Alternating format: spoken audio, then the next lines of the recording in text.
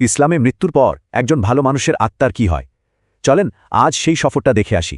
নবী সাল্লাল্লাহু আলাইহি ওয়াসাল্লাম বলেছেন, একজন মুমিনের দুনিয়া ছাড়ার সময় থেকেই এক নতুন যাত্রা শুরু হয়ে যায়। ঠিক তখনই সেই মানুষটা এমন কিছু দেখতে শুরু করে যা তার আশেপাশের আর কেউ দেখতে পায় না। অদৃশ্য জগৎ থেকে তার কাছে প্রথম যিনি আসেন তিনি হলেন মৃত্যুর ফেরেশতা বা মালাকাল মউত। আচ্ছা, এই মালাকাল মউত কি একজনই, নাকি এটা একটা উপাধি? ব্যাপারটা একটু সমঝা যাক। কেউ বলেন মালাকুল মাউত একজনই প্রধান ফেরেশতা, আবার অনেকে মনে করেন এটা একটা পদের নাম। এরপর আসেন জান্নাতি ফেরেশতাদের একটি দল।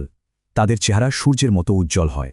আর তাদের সাথে থাকে জান্নাতের কাফন আর বিশেষ সুগন্ধি, যা দিয়ে আত্মাকে বরণ করা হবে। আর সেই আত্মা যত বেশি পুণ্যবান, ফেরেশতাদের সারিও তত দীর্ঘ হয়, একদম দৃষ্টিসীমার শেষ পর্যন্ত। এরপর মৃত্যুর ফেরেশতা খুব নরম সুরে বলেন, হে পবিত্র আত্মা, আল্লাহর ক্ষমা ও সন্তুষ্টির দিকে চলো। আত্মাটা তখন খুব সহজেই শরীর থেকে বেরিয়ে আসে। দেখেই বোঝা যায় জীবনটা কত সুন্দর ছিল। ঠিক যেন কলসি থেকে পানি গড়িয়ে পড়ছে, এতটাই মসৃণ সেই বিদায়। দারুণ একটা উপমা, তাই না? কিন্তু এর পরের সফরটাও কিন্তু কয়েকটা নির্দিষ্ট ধাপে এগোয়। চলেন দেখি। আত্মাকে নিয়ে ওপরে ওঠার সময় পথের অন্য ফেরেশতারা তার পরিচয় জানতে চান।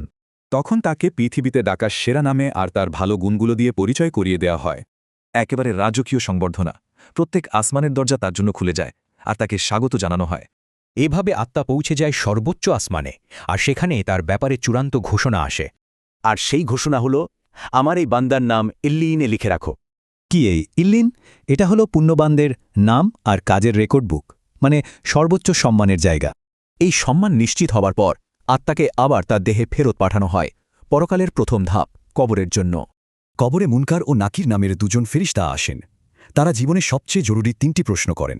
তবে এই উত্তরগুলো মুখস্থ করে দেওয়ার মতো না, বরং পুরো জীবনের বিশ্বাস থেকেই এর জবাব আসে। আর সঠিক উত্তর দিতে পারলেই কবরটার সঙ্গে সঙ্গে জান্নাতের বাগানের মতো হয়ে যায়। কিন্তু এখানেই শেষ না। এরপর তার সাথে দেখা করতে আসে সুন্দর চেহারার একজন সঙ্গী। আত্মা জিজ্ঞেস করে, কে আপনি? উত্তর আসে, আমি তোমার ভালো কাজ। সেই ভালো কাজই কিয়ামত পর্যন্ত তার বন্ধু হয়ে থাকে।